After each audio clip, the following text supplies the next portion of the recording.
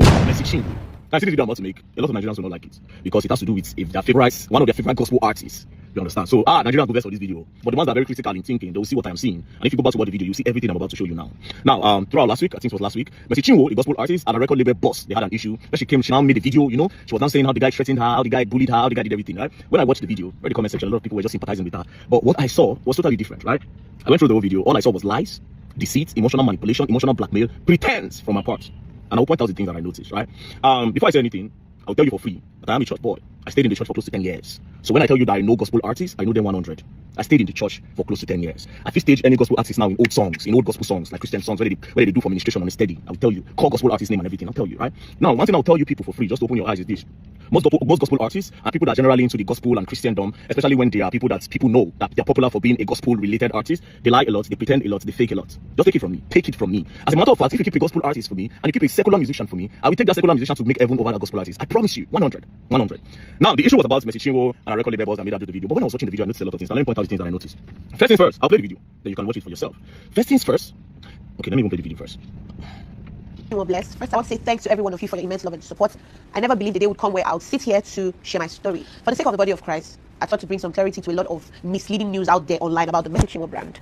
A man said I sued him, came online, made videos to tarnish my image. He looked at me and said, I made you who you are and I will destroy you. I became scared of my life. It got to a point where I had to move from Lagos to Port Harcourt because this man made the environment toxic for me. I've endured bullying, I've endured stress. Whatever he's doing on social media now is nothing compared to what I went through. This is not to paint him bad. He took me to court, came online to tell the public that I took him to court. Here are the documents. You took myself and Minister Judy to court. And you're here playing the victim game. You bullied me, you threatened my life, you said you made me who I am and that you would destroy me when you were the same person. How many lawyers have you changed now? Because you said you're going to deal with me, you have connections, you have money. What did I do? What have I done to you? I took you as a father. I was once your backup singer. I served you diligently. We signed a management contract in 2017. As we progressed, you tried to convince me to sign a 12-year contract, which I said no. Since then, you started acting funny, always toxic because I did not extend the contract. Immediately after my contract, I discovered you forged a new contract. Please tell the world what happened to the 2017 and the 2019 contract. You seized my royalties for 2 years. You're a bully. You're an oppressor. One of my major crimes was when I did a song with Pastor Nathaniel Bassi.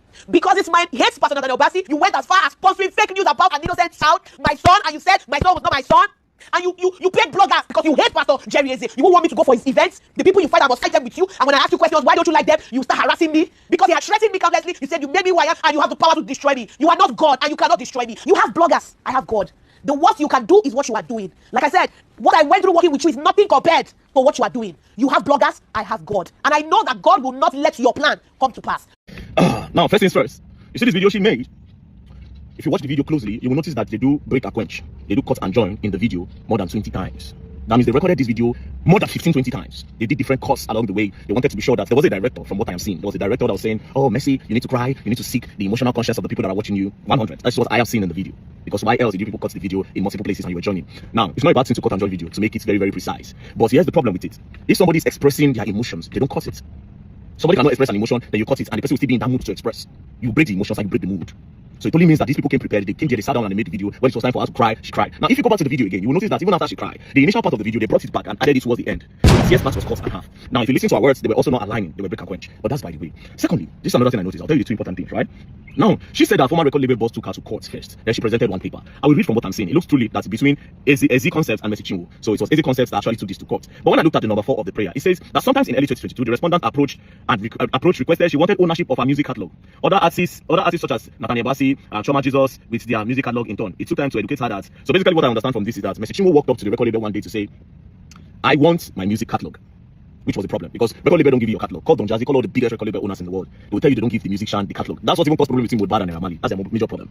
But that's by the way. So she's saying that this person took her to court. It is because she tried to pressure him. From what I'm seeing now, she tried to pressure him to give her the music catalog by a lot of means. And maybe the guy felt pressure and that some money influence was behind her. That's why he took the matter to court. This is my observation. It might be false. Do you understand? That's number one. Number two, on the issue of forgery. She mentioned that there was forgery. Now, I don't agree that there's forgery from the evidence that she presented, because forgery are usually perfect. They will not even know, they will not see any mistake in forgery.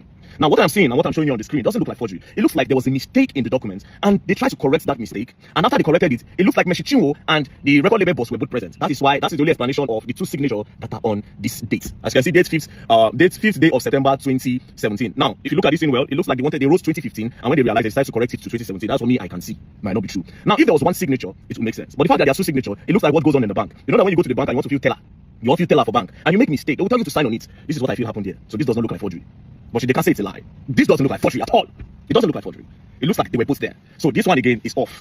This one looks like a lie. So these are two lies. These are two lies. Now, the last part. You see the part where she was bringing in Jerry Eze, the guy does not like Nathaniel Bassey and all that. The guy went to go and pay money for people to say the baby looks like Nathaniel Bassey. That is emotional manipulation and emotional blackmail. Because when that thing was trending then, when people were saying that the child looks like Nathaniel Bassey, I can remember that you people arrested someone. The person confessed that it was this guy that told him to do that.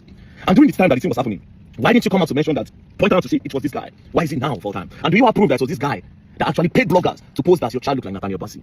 That's another thing. Now, where I fear Mercy Chinwo, where I fear Wakomoka, and when she brings Jerry Eze into it. What's Jerry Eze doing there? One thing. Jerry Eze has a large crowd of Gen Zs and a lot of new generation people watching him, and they love him. So by bringing in Jerry Eze and saying that, oh, he does not like Jerry Eze, obviously there's no witness for that.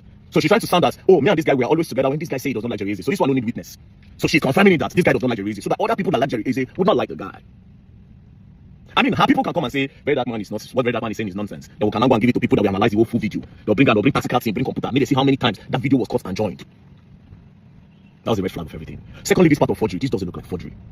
It doesn't look like forgery. At all, it doesn't look like forgery. And again, the part of Jerry Eze, come on. And that part where you say, you have bloggers, I have God. Come on, sister. Come on. Come on, man. I ain't gonna buy this thing. This thing is emotional manipulation, baby. It's emotional manipulation. That's all I can say. Now, I didn't want to investigate this matter. Well, I will put my mouth for this matter. I will go find what I need to find. But I know when somebody, I don't trust the easy, I don't know from anywhere. All this analysis I'm doing is based on the video that Mercy Chinwo posted, and that video was too perfect for me. That made me see faults in it. I'm sorry. A lot of you will not be happy about this video, but it is what it is. Like I said, I will go investigate that. I will investigate this matter. Peace and love, don't play. Else you go online, I will learn the hard way. But the people who go verse, more than verse, analysis I do, peace and love.